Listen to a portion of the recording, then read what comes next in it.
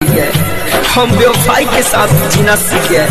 क्या बताए किस कदर दिल टूटा है मेरा, मौत से पहले कफन बोलकर सोना सीख गए। दिलावा पे काबू के ना, अखिया से आंसू के ना, सब कुछ हमर लुट जाई, साथ जब तोहर छूट जाई। सताई याद मांग तोहर दूसर भरी, भरोसा अब करी मांग तोहर दूसर भरी।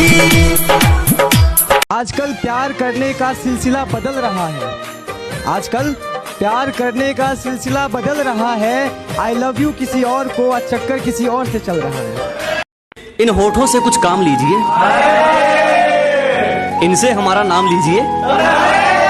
अजी इन होठों से कुछ काम लीजिए, इनसे हमारा नाम लीजिए। बस इन पर जिक्र होना चाहिए हमारा, चाहे तारीफ कीजिए चाहे बदनाम कीजिए।